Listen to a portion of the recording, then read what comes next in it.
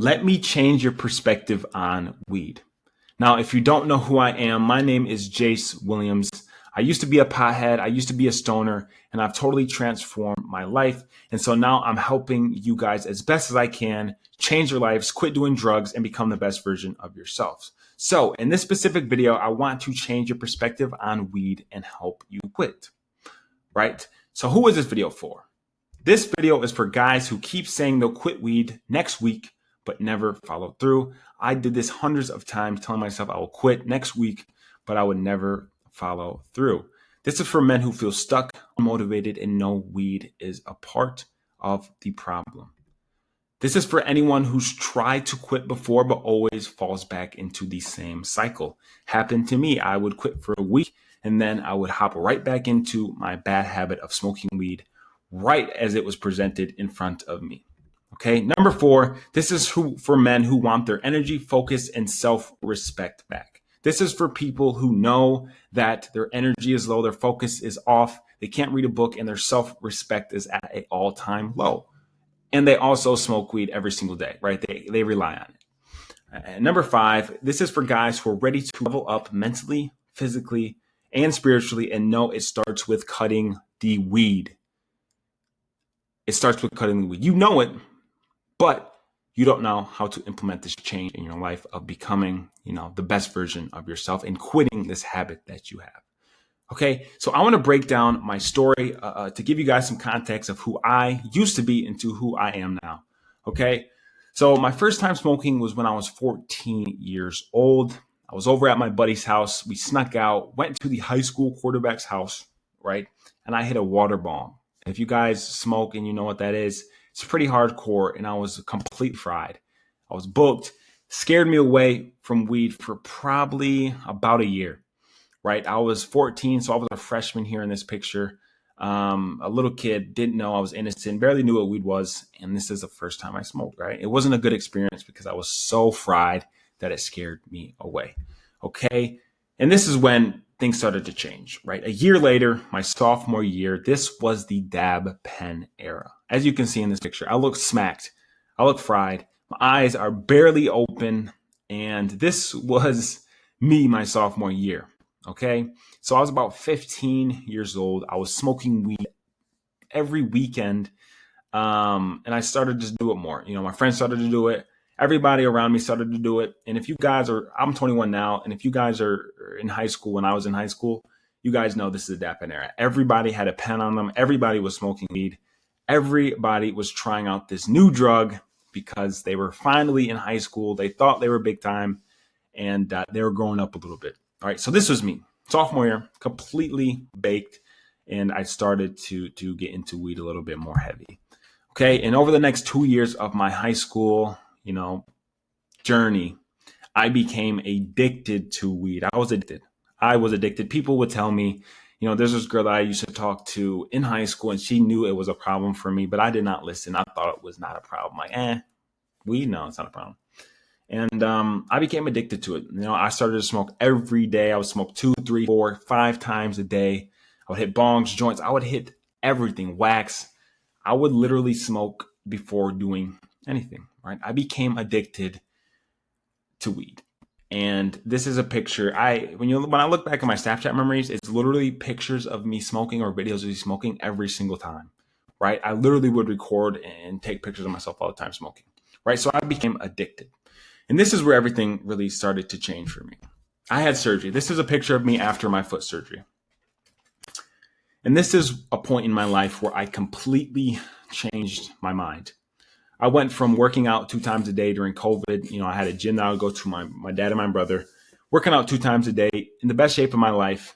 And then all of a sudden, boom, I'm in my bed, bedridden for months.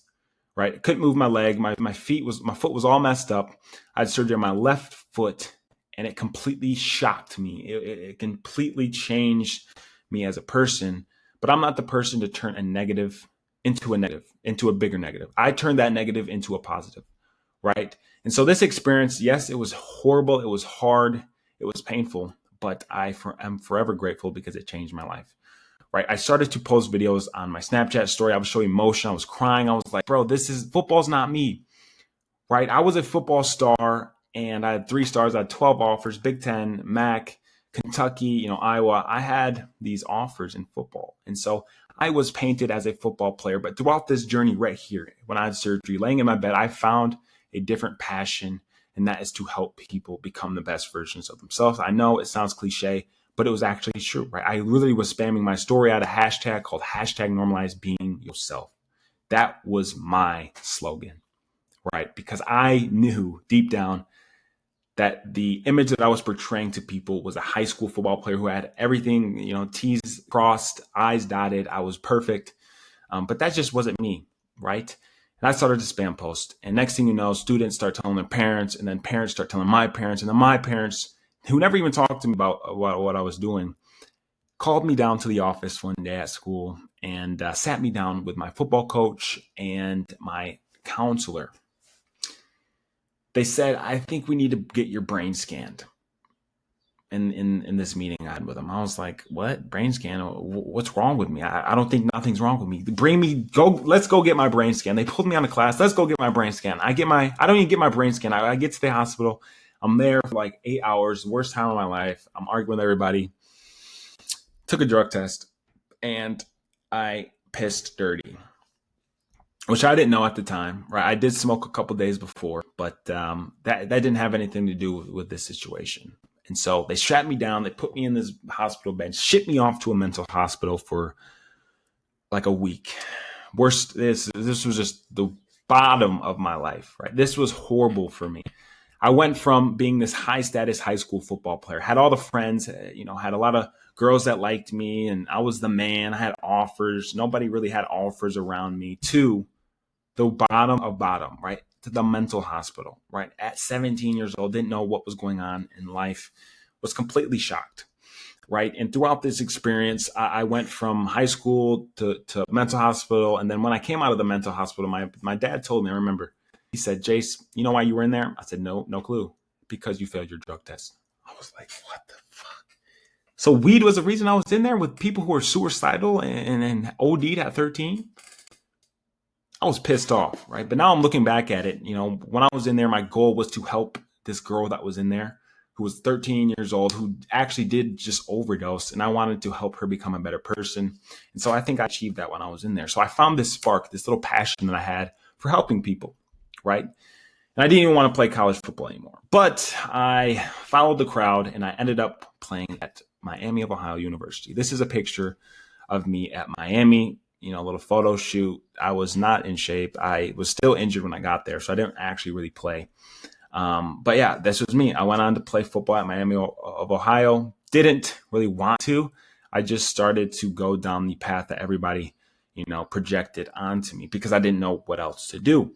But throughout this process, I became depressed, right? I was still smoking weed all of the time. I was hitting bongs. I would wake up, I would smoke. As you can see, look at that. I was covering the fire alarm. We set it off actually one time, funny story, but we covered it up, and I would smoke in my dorm room all the time. Everybody would come to my dorm room to smoke. I was a pothead, smoking every day, bongs, all types of stuff, joints, dabbed in wax, crazy stuff, right? But during this process, I was depressed, right? Because I didn't really want to be there. I found another passion in my life, which was to help people and be myself. And being myself was not playing college football, right? And I figured that out over the pain and the struggles that I just went through a couple of months prior. So I came home after I dropped out and was completely lost in life. This is a picture of me. I got home. Not the day of, but a couple of weeks in, I was drinking, I was smoking, I was partying, I was doing degenerate stuff, and I was completely lost in life. And I just lost my identity, right? If you guys truly understand what I went through, I went from being, high school football player, a college football player. I was high status college football player. That's probably one of the highest statuses you can get in college. I was a man. And then I went from a college dropout with no money and no hope for the future. So this was my second time I felt like I hit rock bottom, right? The mental hospital, rock bottom. College dropout with no money, no hope for the future, rock bottom. And I was still the guy who was smoking weed all of the time. And I didn't realize that weed was actually really affecting me throughout this whole process. This was one of the biggest problems that I had in my life. Okay. And when I got home, I went from job to job, right? This is me working at a company called Home City Ice. We would put ice in these containers that you see outside of the gas stations. I worked there for 2 weeks. I mean, look at me. My hair's all effed up. I look like a degen. I look like a dude who's a stoner who doesn't care about himself. And that was me, right? I actually got fired, funny enough, from that job 2 weeks after I got hired because I failed the drug test, right? And so then I ended up getting more jobs. I worked at Jimmy John's. I did a bunch of other things, and I ended up working at this moving company, Junk Removal Company.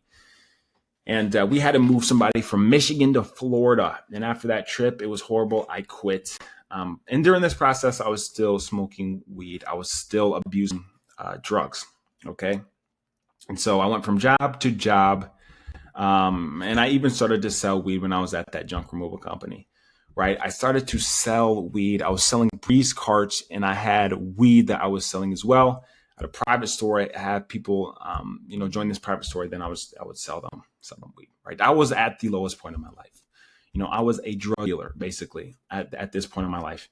When I say drug dealer, I wasn't like El Chapo, right? It was just locally, like my friends needed something. They weren't 21 yet, so they couldn't get it, but I had a way to get it. So I started to sell it, right? And I noticed that weed had these negative effects on me. I started to notice, like, why am I doing this kind of stuff? Why am I acting this way? And I noticed that weed had these negative effects on me. Number one, I had mental fog and low motivation. I had brain fog every time I woke up. I just couldn't think clearly or focus. I had no motivation to do anything, right? I was out of shape. I was eating bullshit all the time. I was eating munchies. I had no motivation to want to strive to do better things with my life. Okay. Number two, I had anxiety and paranoia. I would get anxiety when I smoked, and I would get paranoid when I smoked. I know you guys feel this if you smoke. I can guarantee you felt anxiety and paranoia before in your life. I would get anxiety and paranoia when I'd smoked with people. So I started to isolate myself. Away from people, and I would just smoke down in my basement, watch YouTube all night, and go to bed, right? Waking up with a mentally fogged brain and no motivation, okay? My dopamine system was also damaged, right? Every time I would eat, I wanted to smoke before I ate. Before I went to bed, I wanted to smoke. My dopamine system was so damaged that before I did anything, I would want to smoke because I thought it would, be better smoking weed, like music, eating, anything. I felt that weed was better when I was doing those things. Number four, I had a worsened memory and focus. I couldn't think straight. I had a bad memory and I couldn't focus on a single thing. My focus was completely gone. I couldn't even read a book. I couldn't do anything. I was completely fogged. I was completely down bad, right? And I also was avoiding my emotions. I was going away from the real problems in my life, the stress and the pain that I was going through. I thought weed was numbing my pain, and numbing your pain doesn't make it go away. Okay. So that is what I, put together in my mind, what weed was doing to me now that I am sober and haven't done it in 2 years. These are things that actually impacted my life. And I hope you guys can relate. And I know that if you smoke weed, you feel at least one out of these five. Okay. But I knew something had to change. I wanted to be successful. I wanted to be the man that I've always, wanted to be proud of when I looked in the mirror. So I knew something had to change. And this is what I've put together: the 4 pillars of a weed-free life. The 4 pillars that helped me quit weed, that helped me become the better version of myself, the sober mind that I am now, being able to speak to you guys for 20 plus minutes without cuts, being me, being transparent, not worrying about what I look like in the camera, not being paranoid. These are the 4 pillars of a weed-free life. Okay. Number 1, you have to go ghost, right? This is what I did. This is what worked for me. Okay.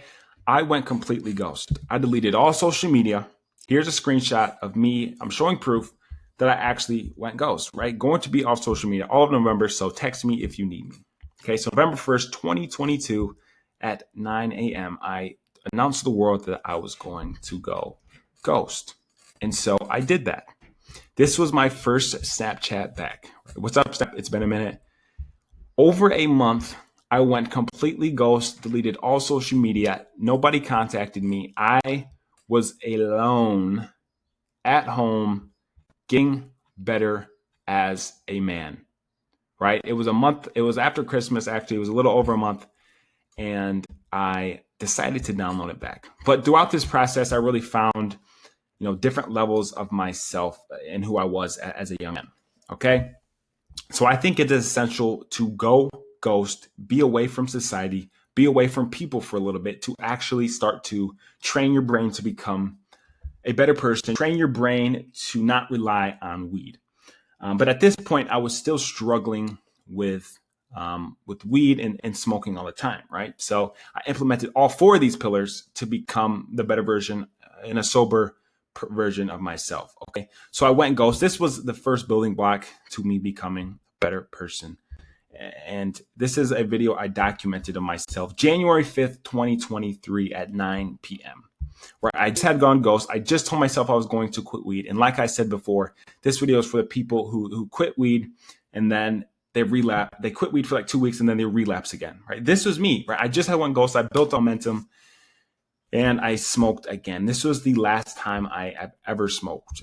Since this date right here, January 5th, 2023 at 9 p.m., this was the last time I smoked weed. I haven't smoked weed once since then. And if I played this video, I was shaking my head smoking this because I was relapsing again, right? I just became a better version of myself. I was working on myself, but I relapsed.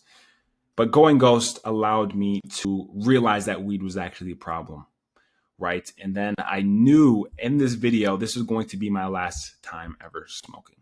Okay.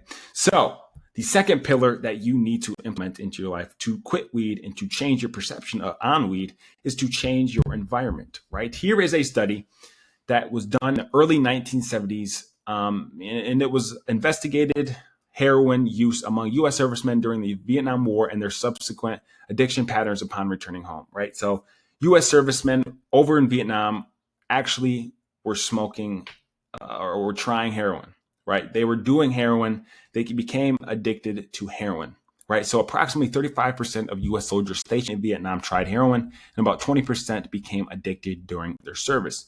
Now, back in the 1970s, people thought that if you did heroin once, you were addicted permanently. Okay, so this study was huge and changed, the whole belief at that time about heroin addiction. So remarkably, only about 5% of those who were addicted in Vietnam remained addicted a year after returning to the United States. So this study directly impacts your life, my life, because it proves the point that changing your environment simply can change your addiction, simply can change your bad habits. These soldiers were in the trenches shooting at people, and then they come home to their wife and kids, change your environment, and then they can quit one of the most addicting drugs in the world, which was heroin, right? Simply by doing one thing. And that one thing is changing their environment. Okay, so I want you to ask yourself these questions. Who are you surrounding yourself with? What kind of people are they when the doors are closed? Who are they behind closed doors? Number 3, what triggers my cravings? What triggers your cravings? Is it the places that you go to, the people that you hang out with, the times of day, the emotions that you feel? What triggers your cravings? Okay. Have I removed access to weed from my daily routine or the people who offer it? Ask yourself, who are you around that offers you weed? And is your environment primed for you to smoke? Okay. Number 5, what is one environment I can stop going to immediately that always leads me back to old behavior? What's one environment that you always find yourself going into that wants you to smoke, right? You go to this party, you probably want to hit that blunt one time. You do this, you probably want to smoke one time. You have to pinpoint one environment that you can stop going to immediately that always leads you back to this old behavior so that you can start to change your environment and audit your relationships and the people around you. Okay. Number 3, you have to go to the gym. This was probably one of the single most important things that helped shape me and help me quit weed. Okay. I dedicated myself to something. The single best thing you can do is dedicate yourself to going to the gym, right? Your mind is not so much focused on smoking all the time. It's focused on eating a cleaner diet, becoming mentally, capable of answering tough questions, of putting things together, critical thinking, right? Going to the gym allows you to focus on becoming a better version of yourself, which means helping you quit weed. Okay. The best version of yourself does not smoke weed. Okay. And this was me. I got home from college. I was still smoking weed. Look at my hair. It was like Home City Ice when I was working at that one ice company. This was me, bro. I was completely beat. Look at me, bro. Like I just was completely sad in the face. I was completely lost. Didn't know what I was doing with my life. I was not in shape. I had a little gut on me. I was like skinny fat almost. And now I quit weed. I've been sober for weed from 2 years. And this is what you guys could get to as well. This is what changed in my life. Going to the gym completely changed my life, saved my life. I went from that kid 2 years ago, right? I went from this kid to this kid, right? I have muscles now. This was me actually a couple of days ago. I'm building myself into the person, the man I want to become. And this is me being completely sober and focusing and dedicating myself to something besides smoking weed. This is my stress reliever. This is what relieves my anxiety, the gym, not weed. Okay. You have to get to that point as well. The gym will cure you from your mental problems. I think that's a fact. You might still be battling some demons inside, but the gym is one way to relieve that and just not think about anything for a couple of hours, right? So this is me completely changed my life in the course of 2 years to now, instead of being, high, out of shape, flat, eating a bunch of munchies, to being ripped, in shape, big. So the gym is an essential building block for you to become the best version of yourself. Okay. And the last pillar of the 4 pillars of a weed-free life, you have to be selfless, right? You have to ask yourself, who do you need to quit for? Right? Do you have kids? Do you have grandparents? Do you have your mom and dad in your life? Do you have people that rely on you? Who do you need to quit for? Be selfless. Don't just quit for yourself. Quit for the people who rely on you to become the best version of yourself so you can be that rock in the family. Okay? You smoking weed, being high all the time is not being the rock in your family. Okay? You have to be the example. You have to be the example that the little kids look at. Okay? Who relies on you to be the strong vessel in your family? Please answer that question. Okay? And I answer that question as well. Who is relying on me to be the rock, the strong vessel in my family? And I just want to help you guys and give you an example, right? So, for example, this is my little sister. This is my little niece. This is real life, right? I found cartoon pictures because I don't want you guys to know, what they look like, whatever. But anyway, I have a little sister and a little niece, and they look up to me. Right. And I realize this. They look up to me as their big brother, their big uncle. Okay.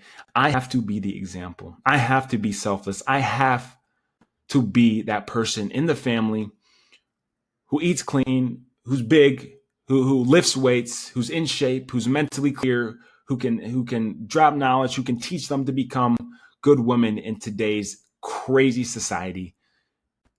They don't want to see me fried all the time, red eyes, smelling like weed, walking around the house. I'm not being a good example, being a pothead, right? Me quitting weed allowed me to really focus on becoming this person who can be looked up to from these 2 little girls who call me their big brother, big uncle, right? I have to be selfless. I have to be the man who can look them in the eyes and give them honest advice and tell them about my pain and struggles and how I overcame them. You have to be selfless. You have to be that rock in your family. And I do not think that weed is helping you do that. Okay. So those are my 4 pillars of a weed-free life. And I hope you guys get value from this video. I apologize for my alarm just going off there. But I hope that you guys can take all this information I just talked about in this video and actually implement it into your life, right? Weed is holding you back. You're lost in life and you need to get on track. If you listen to my 4 pillars in this video, you can have a new life. You can have a new lifestyle. You can go from here to here pretty quickly. Okay. It's going to be painful. It's going to be a struggle. The lines probably looks a lot like up and down, up and down, up and down, but eventually you will break through and you will beat your addiction of weed. Okay. And I do really wish you the best of luck because this is a battle. All right. And if you need my help, please DM me if you need my help. This is my Instagram. I'll leave the link in the description. If you need my help, if you need my advice, please feel free to reach out to me. I answer all my DMs. I'll answer you, and I'll see if I can help you the best I can. Okay, so implement these 4 pillars into your life. Think about them. Change your perspective on weed. And if you need to watch this video a couple times to really soak in the information, do so. But I hope you guys get value from this video, and I hope that you guys take some action and change your life. Like I say in all my videos, best of luck and stay locked in.